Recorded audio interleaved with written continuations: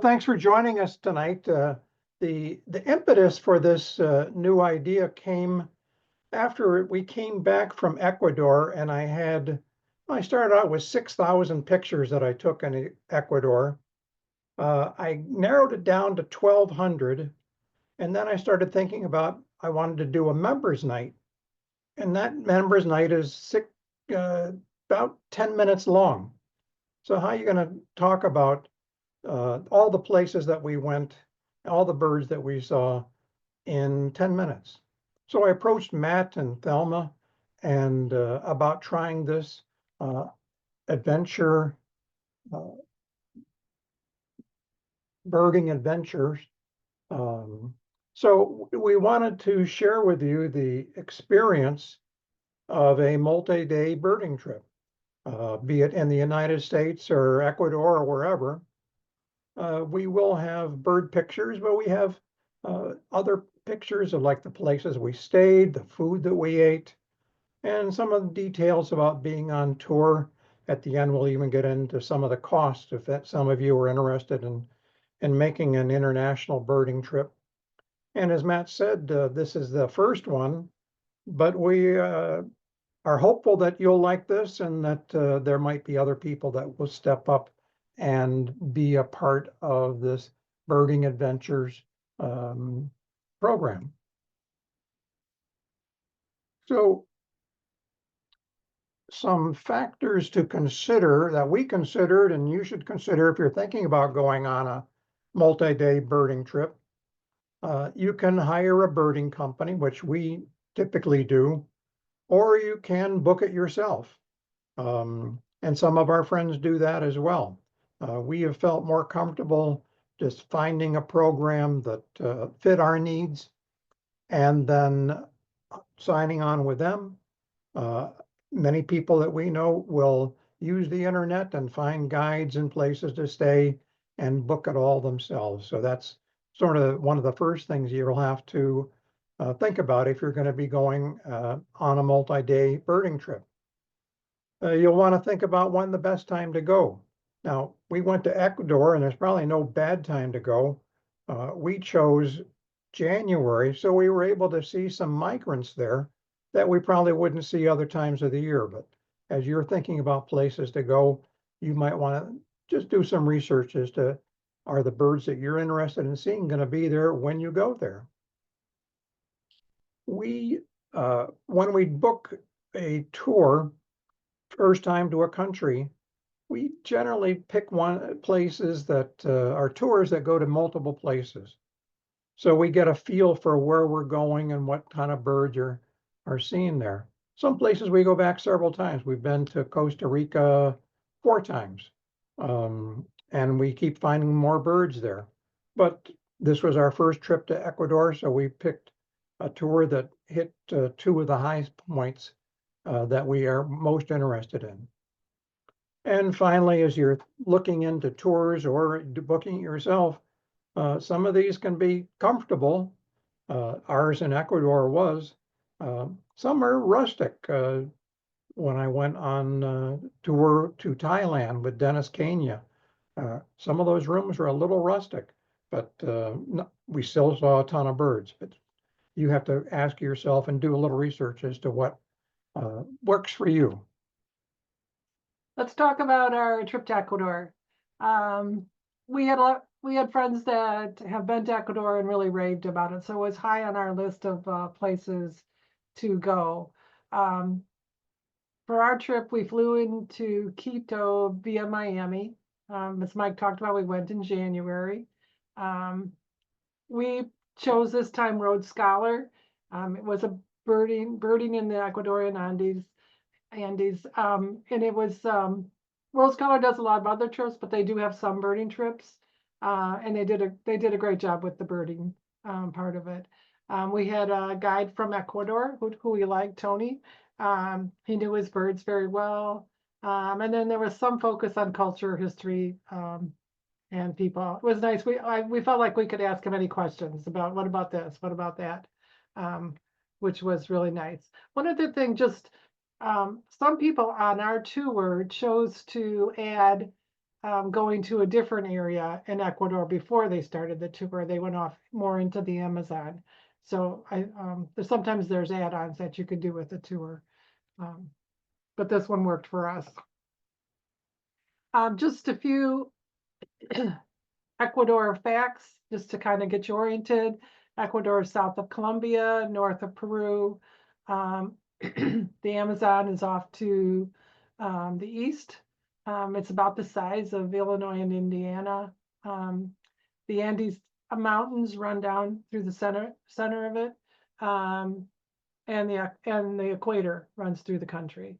It's interesting because the equator here runs through the mountains, so a lot of times you think of the equator as being hot and steamy, but here and humid or whatever. But a lot of times it was a little cooler for us because we were up in the mountains.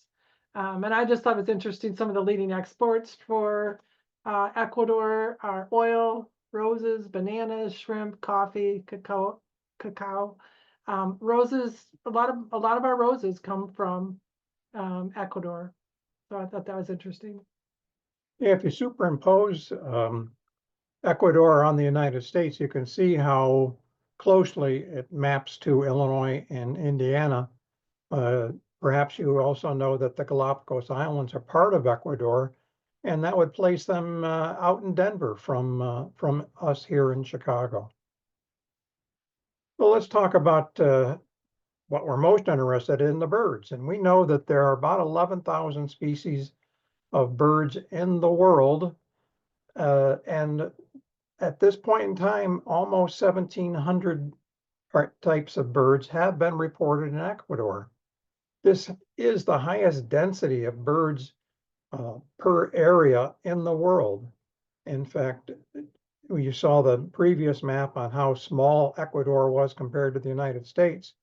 Even given that, it has 530 more species in Ecuador than all of the United States.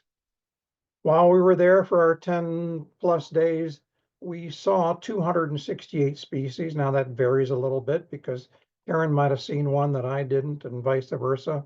Some people, other people on the trip saw more, but we're pretty much around 268, 270 species, of which 173 were lifers for us.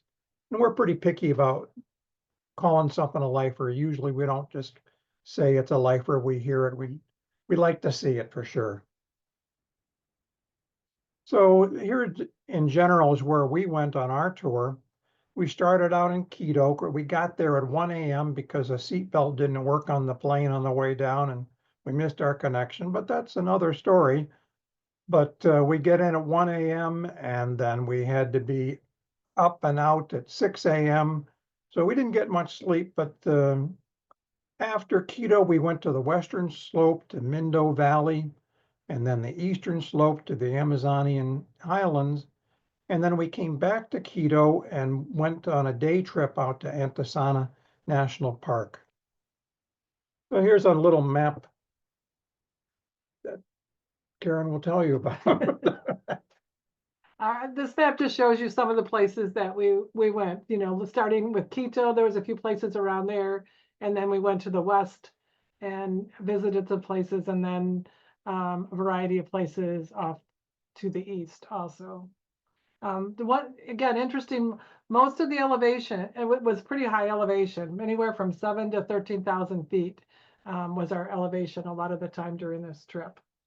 Yeah, we could feel the elevation at times when we'd take a longer walk, and we'd have to kind of go slow because it would tax us a little bit. So that first day in Quito, we went to this park right in downtown Quito. Now, Quito is a huge city, like 45 miles long, rather narrow, perched alongside the Andes. But this was a city park that we went to. Here's one of our first lifers that we got as soon as we walked into the park. This, and I always used to call this a sparkling violet ear, or violeteer. But if you look at the picture, it has a violet ear. And so I don't know if I'm pronouncing it wrong, but I like the way that it's a violet ear. Here's our a warbler, new warbler for us, a black crested warbler. I mean, we got off the bus and there it was. So that was another lifer for us right then and there.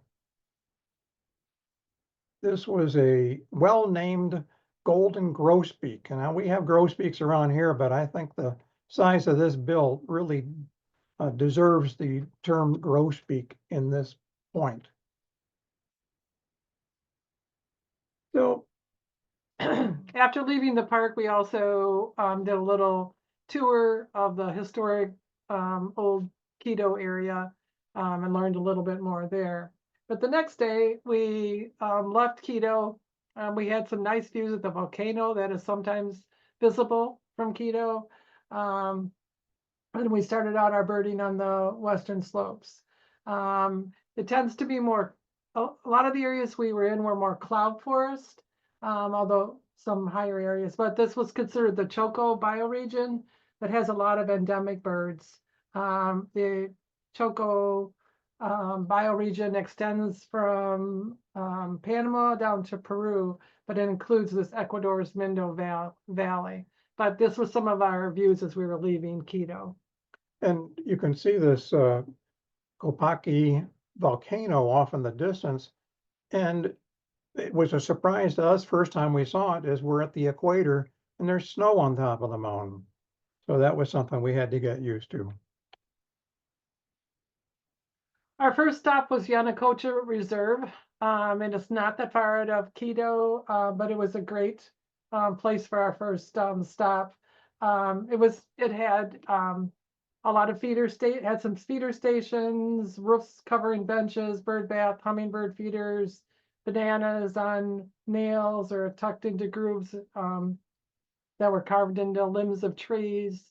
And luckily, or what was really nice, we got our first 25 lifers at this reserve. Yeah, that's just amazing. That's kind of typical of Ecuador. You go to some place and all of a sudden you end up with 25 lifers. Here's a couple birds that we saw there.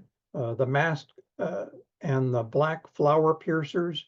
If you look closely at the bills on these, you see a little hook, and they'll actually use that hook to tear through the side of a flower and eat the nectar from the side of the flower, as opposed to going down like a hummingbird. If you can look at the bottom black picture, you might see the little tongue of it sticking out into the water there. Mountain tanagers were a new species to us, higher elevation birds, and these two were just gorgeous with the bright yellows on the black chested and then the bright red orange on the scarlet bellied. These were really neat birds to see as they came down to the feeders. So here's a completely different type of bird than the mountain tanagers, the Andean guan. Big bird, I think a family of 4 or 5 of them came up the hill and then fed it for a little while, and they just kind of perched in the background for a while. But we love the little scalloping on the neck, and there's a little red on the throat and that bright orange eye. So really kind of a neat looking bird.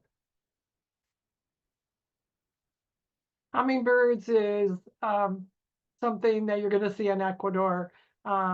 There's 360 species of hummingbirds in the world, and 132 of them are found in Ecuador. And when we were there, we saw 40 different types of hummingbirds. Here's one, the female white-booted racketail. Now this is the female. The male is even more interesting. Yeah, I think we have a picture of that coming up. Here's a golden-breasted puffleg, and we saw several hummingbirds like this where they had like a puff of feathers around their feet. And so it made them very noticeable.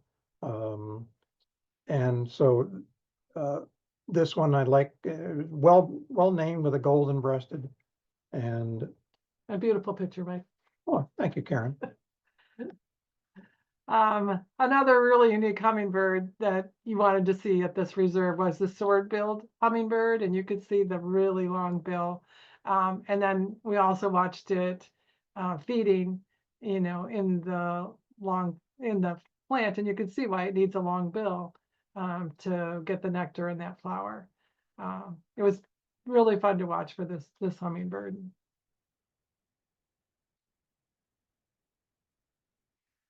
Another group or species of birds that quickly became our favorite were the antpitta. Antpittas. We saw a few other ones, but this was our first one. It was an equatorial antpitta. We took a hike, and they we were at this feeder station, and the guide was like, "Oh, come look over here, just up the trail a little bit." And here was this beautiful antpitta. They are forest birds that feed on or near the ground. Some eat ants, worms, and they tend to have long legs. Now, we don't see that on this one, but you'll see that in some of the other pictures. And I think they're the cutest birds. So at the end of our viewing there at Yanacocha, they have a little, not really a restaurant, but just a kitchen. And you can see one of the employees there cooking up some potatoes and then fresh fish or chicken breast and some rice. And most of the places that we stopped at had a similar kitchen like this where we got meals, and they were all delicious. They just did a very nice job with limited facilities and all very fresh food. So we left Yanacocha in the early afternoon after viewing the birds there, and then continued to drive to our home base on the Mindo Valley area, the western slope of the Andes, here at Sashatamia Lodge. And so we stayed here for the next 3 nights and used that as our base of operations. And here is the main dining room and reception area.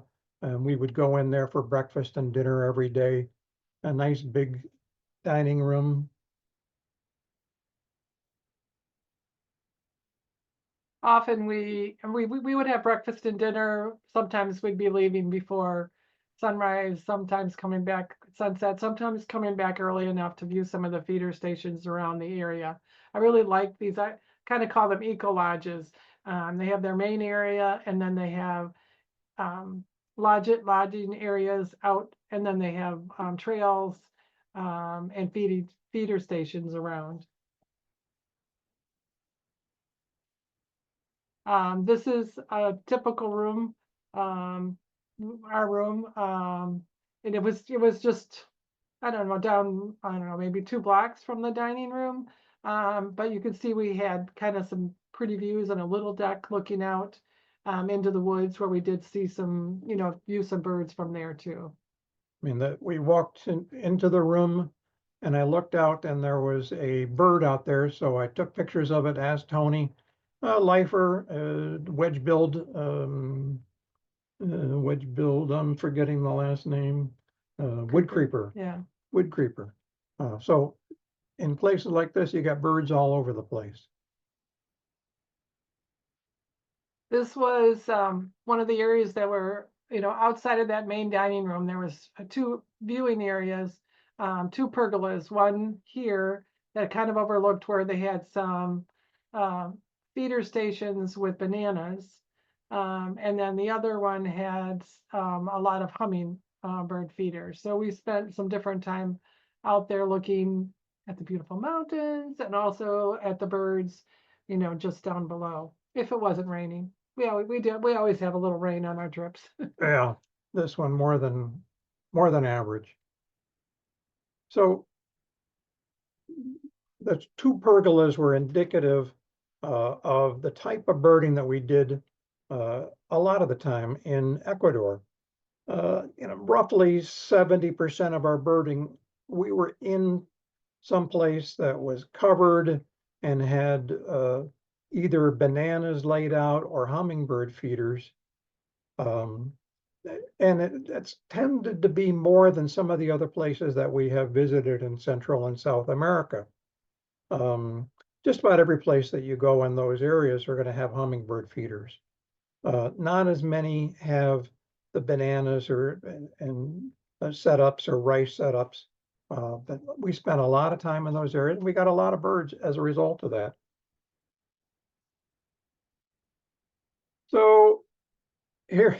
here's one of the bird feeders there at Sasha Tamiya. I think I counted 10 different, not different, but 10 hummingbirds there. And frankly, I got a little, I couldn't figure out which one was which. Some of them I just had to take pictures of and figure out what they were after I got home because they were to and fro so many times and so many different types of species in and out of these feeders. But I did figure out some of them. Here's our white-booted racquet-tail that we saw earlier. The female is feeding the male with that long tail and the two rackets at the bottom coming in from the uh, underneath the feeder. This was a great favorite of mine. Look at the long violet-tailed sylph that was in and out of the feeders all the time as well. You can see a little bit of water on its bill from the feeder. I love the colors. You know, they're just so vibrant, and the blues and greens. They were fascinating to watch, even for being not a photographer. Yeah. Well, we spent some time looking at these birds and not always taking pictures, just admiring them. And this one is a female, and I just kind of like this picture. It's the Andean emerald, but I just love the colors on the head and the white throat and breast. And we just saw, like we said earlier, 40 different types of hummingbirds. And then if you include females, then now you're talking probably 50, 60 different configurations of the hummingbirds that we saw there. On our way out to our cabin, we would always pass this area that contained the bananas. As you can imagine, they have quite a few. They bring in quite a few bananas to put in their feeder areas, and they had to have a way to store them without other animals finding them. So we thought this was kind of interesting.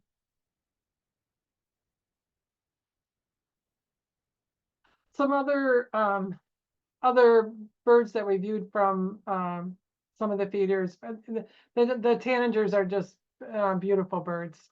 The colors are just so different from, I feel like a lot of the birds we see around here and other places. So we have the silver-throated tanager, which you can see the silver throat, but then it also has the beautiful yellow and green and blues. And then the blue-winged mountain tanager, another one of the mountain tanagers. My maybe was one of my favorites. It's really hard to pick your favorite bird, but I love the colors on this bird. And so just a reminder, we were just at the hummingbird pergola. Now we're at the banana pergola. So just 20 yards away from each other, but they had set out bananas in the yard in front of the pergola. Here's a collared aracari. You can look carefully, see the tongue there, but what it would do is it would take a scoop of banana in the end of its bill and flip it up in the air and catch it in its mouth. And another type of same family is the choco toucan. Choco being the region, not the chocolate. This used to be grouped in with the yellow-throated toucans, but it was split off not long ago. So they just came right into the banana feeders right in front of the lodge there. Again, the colors on these birds are just so gorgeous, and I love the big birds too, They're very easy to see and observe. So Karen would like to tell you about. The next day we went to the Amagosa Reserve, and this was another area that had this. You can see here there was a big patio porch area, and then down below there was trees, feeders, not so much hummingbird feeders, but other types of feed, bananas, that type of thing. And we saw, a lot of different birds that day here. I'm sure it was 50, 60, 70 species, looking out from here. Yeah, and this deck was actually backed up to rooms at the lodge. So you could stay right there at the lodge walk out of your room and walk onto the deck and watch the birds down beneath you. On one of the trees right off the porch area there, a family of rose-faced parrots came in, and you can see why they call them rose-faced parrot. They were kind of fun to watch. Yeah, they had to put a big bunch of bananas up at the top of that tree. Again, like I said before, I love the tanagers. They're just so pretty. So here are some of our favorites, although it's really hard to you know, identify how many. Interestingly, we saw 32 different type of tanagers on the trip. The golden one, we saw these quite often. They were around quite a bit. Beautiful. The flame face tanager, just the variety of the different colors, a little more subtle. The glistening green tanager, the green just beautiful, and glistening really does describe it. I like the mossback tanager because again, just those different colors of the blue and there's even like some aqua in the back.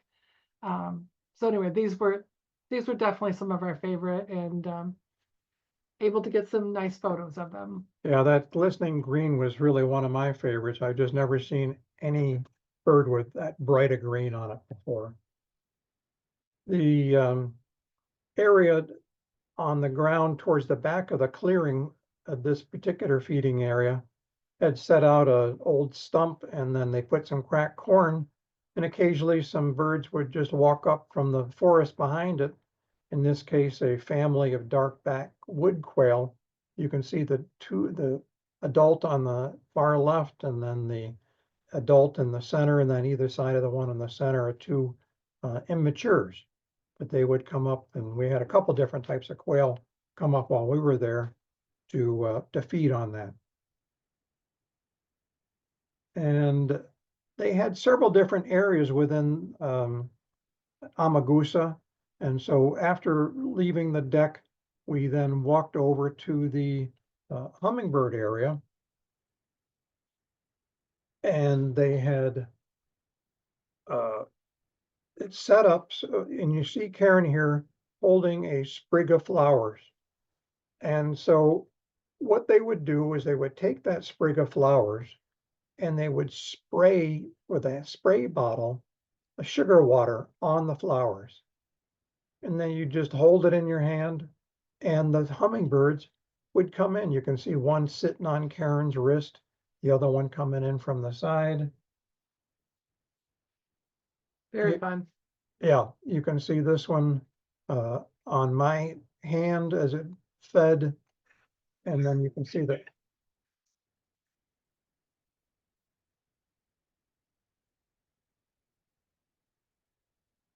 Did you notice that I'm smiling? Yeah, I'm very serious about this.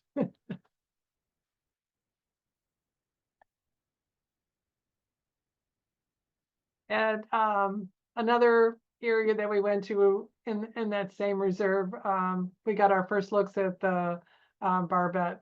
And here red-headed barbet. We have the female and the male. And I know these weren't the model for the angry birds, but I think they definitely look like angry birds. But very, again, very unique colors. And we did see these at a few different places. Yeah, I like these so much. I think they rank up there in terms of how many pictures I took of them. Not many birds did I take more pictures than these. Another barbet we saw, well, is the toucan barbet, but you can see here he's putting up the banana. And one of the birds is just waiting. And then they come in. And beautiful picture. Again, look at the colors on this bird. Just gorgeous.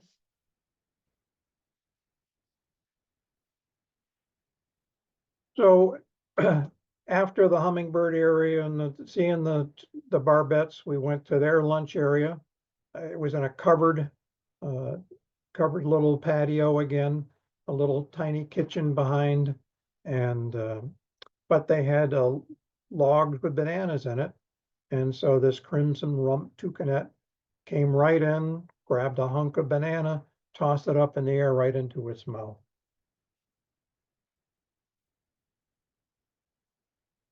So the next day, we took off again from our Sasha Tamiya Lodge early in the morning and went to Sendero, fruity tour. And here you get another look at kind of what the feeder area might look like. And you can see it covered, very comfortable. People had seats. And as you look out into the area, you can see these horizontal poles out there. And so what they would do is they would hollow out the top of the holes, the poles, the limbs, and tuck bananas right in there.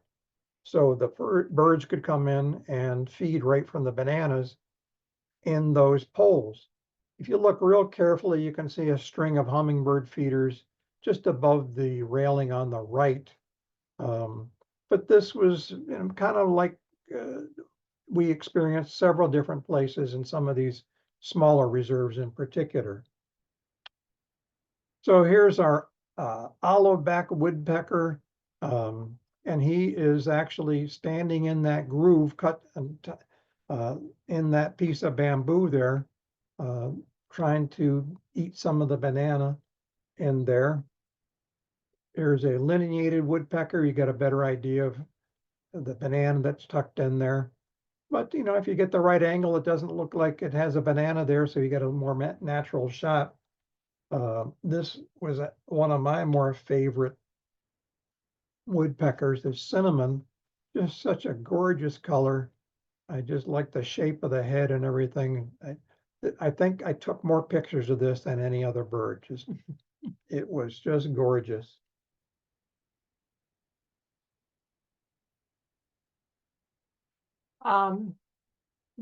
Here we have a picture here of the rufous motmot that came in and gave us some great views. Again, motmots with their long tail are in beautiful colors, are very fun. Also another one very fun to watch and I'm sure photograph.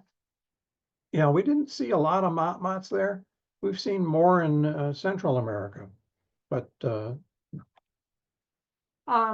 and then another favorite is that we saw there was the golden-headed quetzal. Again, beautiful colors, different from the resplendent quetzal that we saw in Costa Rica. It does, you know, different tail, but still that quetzal look, very beautiful colors that we saw. The next day, so it's our last day, and we're heading back after this to Quito. We stopped at this Paz Refuge. Now, this is an interesting. These people were farmers, and then they realized the value of changing to for ecotourism, and so they started. They were one of the first ones to start this, and they have this whole area that they have now for conservation, for tours. One of the main, or two main big things that you see there are the cock of the rock and ampitas. And they'll help you, you know, find those, but there are other areas of feeders too. yeah, so we got up at the crack of dawn, and it was a gray, rainy day. So these pictures are much brighter than what we saw. But our first stop at Paz de la Aves was the blind for the cock of the rock. And so it was a rather steep trail getting down to it. You can see the blind on the right where we gathered.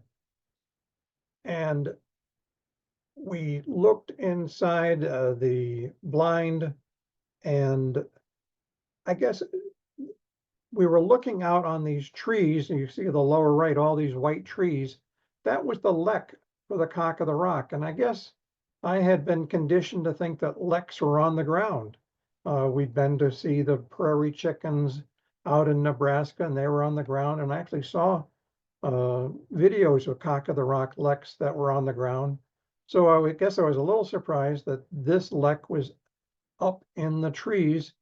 And so we didn't get great views of them, But we did get some views of the cock of the rock. Well, we saw about 5 males there, just gorgeous birds, but they were pretty far back and flitting around in the wet leaves. So not good photography possibilities, but Probably one of the more unique birds that you know go to see in Ecuador.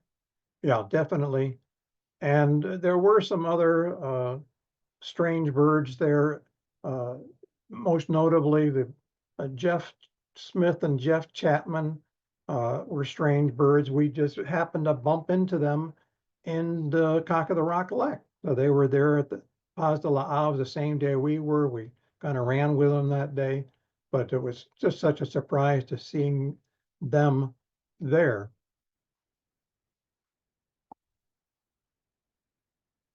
After viewing the Cock of the Rock, then we went on to some other areas where the Anpitas are.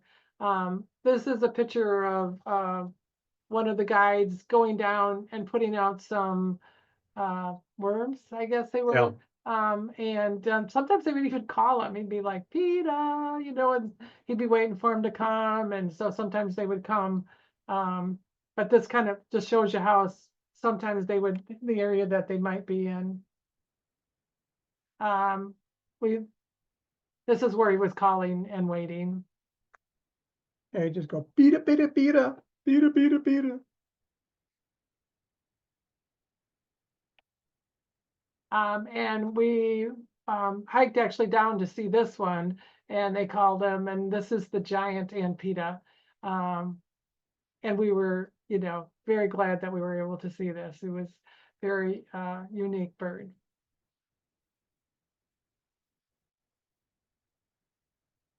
Then we went along the road and stopped another, and this one was just pretty much right off the road. We kind of got off and just lined up along the road, and they put out some worms, and in came the yellow-breasted Anpeta. Look at those long legs and unique colors. Um, Yeah, I think they called them in, they were used to getting worms there. We could have spent weeks tromping through the forest looking for these things, never would have seen one. So we appreciated the opportunity to go there and have them called in. This was perhaps my favorite of the Ampetas that we saw, the chestnut crown, just a gorgeous bird perched up, and you can see the density of the woods kind of around and behind it. And like I say, you could have never would have found this if you just went out looking for it on your own. So still at the same Sendero fruity, no, no, as Paz de la Ave, sorry. They took us out to another feeder area, just as one area that was frequented by the plate-billed mountain toucan. Plate-billed, you can see the yellow little patch on the bill there. That's the plate. You can see it's actually a physical piece of the bill separate from the rest of it that is overlapping. and yes, another lifer. Another lifer. So we went back to the lunch spot for Paz de la Aves, and as we're sitting down to eat, this orange-breasted fruit eater comes in. So I quickly abandoned my lunch and went outside to take a look and take pictures of this gorgeous bird. And it stayed around for quite a while, and just kind of fed in the fruit trees right by the lunch spot. So that was kind of our end of our time on the western slope. And soon as we finished our lunch here, we took off and started driving back towards Quito.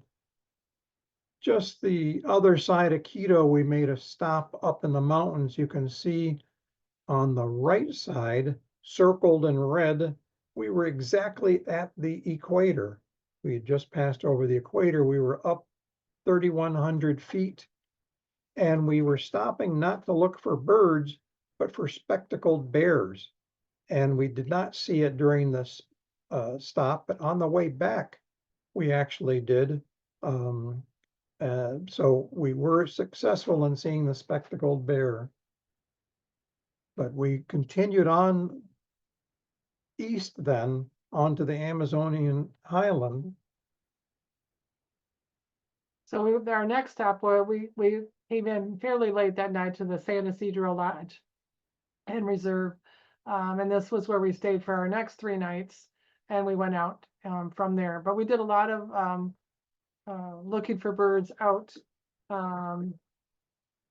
the porch in the back area there, because they had feeders and different things. This was again a beautiful lodge and area to stay. This was our room. You can see we had beautiful windows looking out, and we were able to again see some birds outside our area. We did spend a lot of time in our rooms because we were often birding somewhere else. But I think we got 1 or 2 lifers just hanging off the back of our room. So again, I think this is another eco lodge. You can see this was our dining area. Sometimes we had different food. I thought these were the biggest lima beans I've ever seen or eaten. I did eat a few, even though I'm not a big lima bean eater. But the San Isidro also had some hiking trails out back.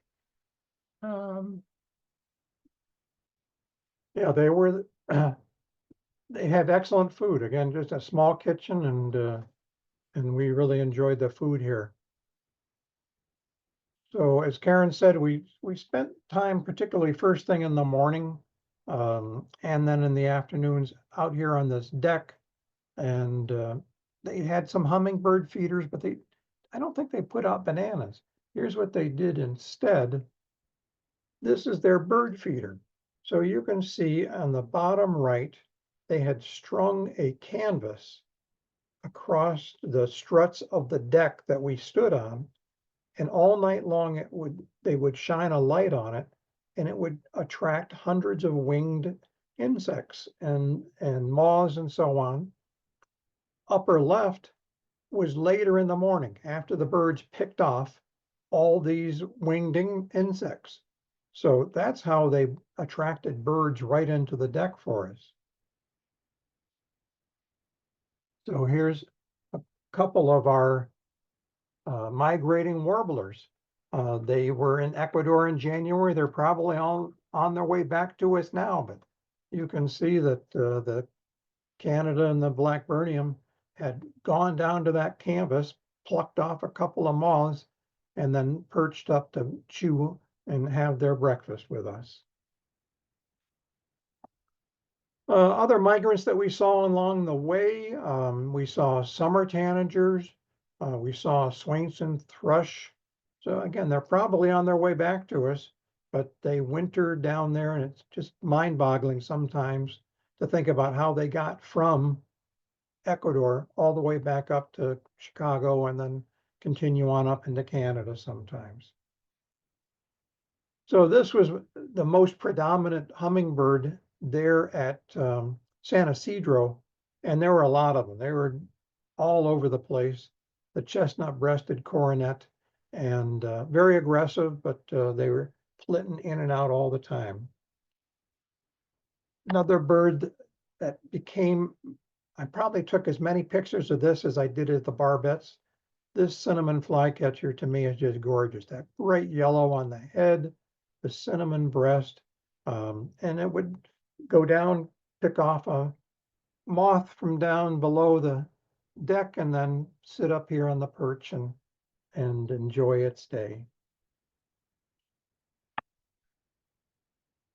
The wood creepers have become a favorite since my first international trip, which was to Oaxaca, Mexico.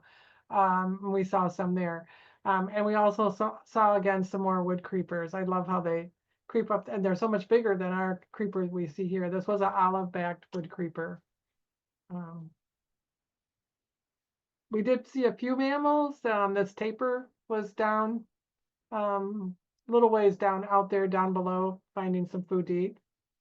Yeah, they said there were monkeys in Ecuador, but we did not see any. So at nighttime, as we settled in at dark to have our dinner, a pair of black banded owls would come in and start picking off moths and insects from the canvas. So each of the 3 nights that we were there, these owls would come in and feed. So it was kind of a nice treat. So again, San Isidro was our base of operations, but we would go to several different areas for birding. This time we went to a little town that had a roaring river going through it, and Tony was able to spot a torrent duck for us. And torrent ducks are kind of like dippers in that they actually jump in the water, go underwater, and they like the rougher the water, the more they like it, I guess. Yeah, this is an immature. The males are a little bit more colorful, but still we got a torrent duck. So another one of the little kind of mom and pop places that we went to is La Brisa, and mostly dedicated to hummingbirds. And this particular hummingbird, the Peruvian rackettail, was a favorite of mine because they were just kind of all over the place. But you can see kind of the puff legs again with this time the cinnamon colored legs. And you can see the rackettail hanging out from the male there. Love those pictures. After leaving San Isidro, we went back to Quito, and the next day we went up to Antisana National Park. This was higher elevation. We had some views of the volcano. Our guide actually climbed this volcano or mountain. You can see the terrain is much different now than some of the terrain we had been in before. And you'll see some of the birds that are we found in this terrain. Yeah, notice here and here, no trees. We're above tree line, mostly just big broad plains where we were searching for birds way out there or up in the skies. So one of the main birds that we were looking for and found was the Andean condor. And this was definitely a highlight for some. This one on the left was actually sitting on the ground, and Karen and Tony were like, well, it's right there. Where? It's right there. Where? I couldn't find it. Not till it took off was I able to see it. And then on the right, you can see a condor that perched on one of its, where it, what's the word I'm looking for? Rookery or whatever. This was taken through our scope at one of the restaurants that we stayed at that faced this cliff. And so there were a couple of condors roosting there. We did see a few different condors flying high, but when we got especially the picture, the one that was on the left, we got some like a little bit closer pictures.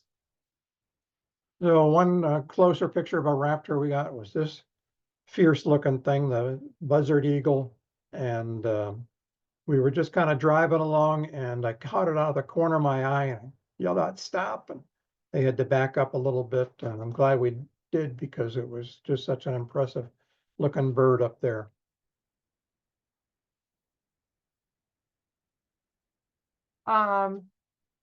Again, you can see the terrain again is much different. We saw a lot of carunculated caracaras just around on the ground up there.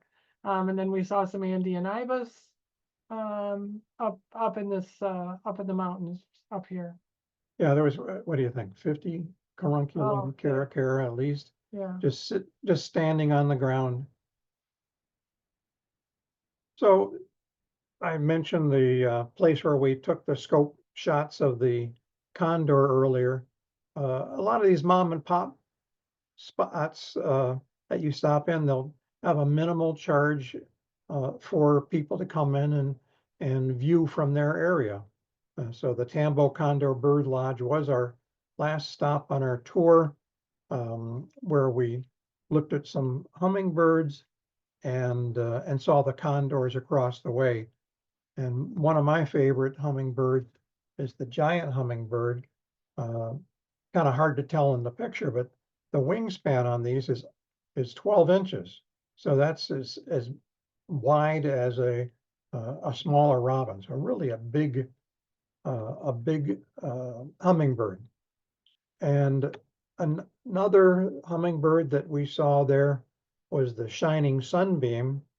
And I want you to look carefully at the size of this shining sunbeam, because now I'm going to show you in the same spot a giant hummingbird. And you can see how much bigger the giant hummingbird is than a typical hummingbird. Here's the sunbeam again. I love the sunbeam in that it, when it perched, normally we're used to seeing colors on the gorget, underneath the neck. Well, the sunbeam had colors on its back. And so that was pretty spectacular, a new way of displaying that I was unfamiliar with. And our last lifer of the trip was another Anpeta. So this was a tawny Anpeta, and nobody was calling it. We just actually found it off the roadside.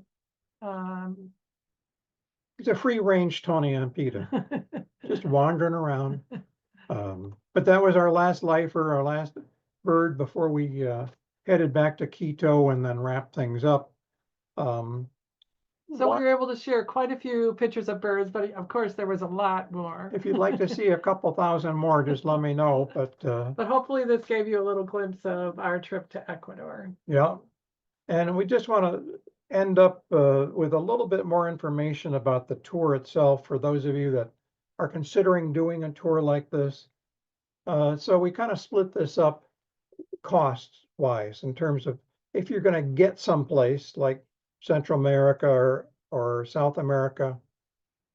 In general, the cost of some of these tours are $300 to $400 a day. Some are more. Our tour cost for that 10 days was $3,600 per person. You have to realize with that $300 to $400 per day, that includes transportation, your guide, all 3 meals, lodging, and a small group. We had 10 people, but we've been on trips with even less. So the cost is going to go up a little bit when it includes all of that. Yeah. In general, you usually have to put down a deposit of 10 to 20% when you sign up for a trip, and they'll ask for the final balance 3 to 6 months before the trip begins. And usually the transportation flights into these countries are not included in the tour cost. We paid about $800 per person to get to Quito and back. Some of the companies will help you book your flight, but we found in general that they tend to be a little bit more expensive than if you book your own. And then another expense sometimes is just getting from the airport to the hotel that you'll be staying at. And that's usually, 40, 50 bucks, but you just have to keep that in mind. And then we always, when going out of town like this, take trip insurance. This one was about $340 per person. And we have a family that my dad's 95. We got 4-year-old grandchildren. And so we like to have the ability to get out of the trip without losing everything. And trip insurance is one way of doing that. And then the issue of evacuation coverage, of course, we've never used it, never hoped to use it, but it's very expensive. And trip insurance can help cover that if they have to fly you out of a particular area. And then kind of once you're there, there are costs as well. Soft drinks and tea and so on, coffee are always included. But the bar bill is not, and so we usually bring some cash for that. And sometimes they take cash, sometimes they take credit card. If they take credit card, I always give them the credit card. Uh, and so sometimes I come home with a lot of cash left over, but better safe than sorry. Usually on these birding trips, there's not much time for souvenirs, but if you're into that, you need usually much money for that. In general, we pay a guide $10 to $20 per day per person. If there's a driver, and about half that, and we usually leave about $5 a day for room service. Um, and so cash or credit, again, we bring cash along. If we don't use it, we bring it home. But most of the larger lodging places will accept credit cards. So you can see on the right here, we brought about $500 cash per person to Ecuador to cover all this, but we brought home quite a bit of it. So thanks for your attention.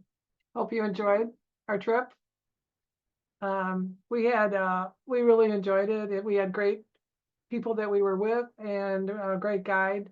We saw a lot of birds and saw a new country, which we enjoyed. So if you have any questions? Yeah, we're going to get out of this slideshow, and then if you have a question, please use your chat, and Matt will interpret and Well, see if I can get back to you guys. yeah. Well, thank you very much, obviously, Warners. Thank you. I hope everybody enjoyed. We do have one question in the chat. Well, before people start signing off, just want to do a quick note. I'm not quite sure where it shows up in the menu, but I did put out a quick poll. If you could take 30 seconds and pass on your feedback. Looks like about half of the people have participated already, so appreciate that. But since this is our first time around, appreciate the feedback, just so we can see what the future looks like for this concept. But anyway, going on the questions, the first one we got is Mike. Can you share a little about your camera gear? What you used? What you suggest? Well, I have a Canon R7 with a 100-400 millimeter lens, and that seems to be good enough for me. I mean, you always want a bigger lens, let's have an 800 millimeter, but the 100-400 is about the right size for me. And so that's what I would recommend. And if you want to talk about that, I was going to mention this to everybody. You can always find my email or our email in Drummings, because we do workshops and field trips. Feel free to email us, and we'd be willing to respond to any specific question like that. Cool. All right. Next question. What was the name of the tour company? Road Scholar. Cool. Road Scholar. Road Scholar does thousands of tours. We've taken 5 of them, I think. And they don't do as many birding tours. So when we signed up for this one, we were a little bit wondered about it, but it worked out really well. We've done tours with field guides, which we've really enjoyed. We've done trips with Red Hill Birding, which was very good. So we have been on some other tour companies, and this one was very good too. Cool. Is the rain typical and how do you deal with the rain? What gear? Well, we have raincoats. And in general, because this was more feeder oriented, we weren't tromping out in the middle of the forest somewhere and then a downpour occurred. So we were able to protect ourselves inside as much as possible. But yeah, raincoat, rain hat. I even have rain pants that, but if it's pouring rain, they're not going to take you out in the middle of nowhere in general. Okay. How many months in advance did you book your tour? That's a good question. Let's see, we went in January and we probably had it booked up by, Maybe in the spring of the year before. yeah.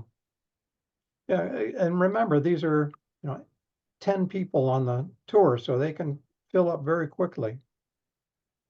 Sometimes, when you look at companies and it will show, oh, we have no openings for this one, or no openings for, oh, we have some openings for this one. So some book up really, there's some, I think, that book up like a year, even 2 years in advance. So if they're really popular, this company offers maybe the same tour every maybe 3 weeks, 3 times, or it was like during January, There were February, quite a March. few of them, yeah. So we had some choices about when we wanted to go, which we liked on this one.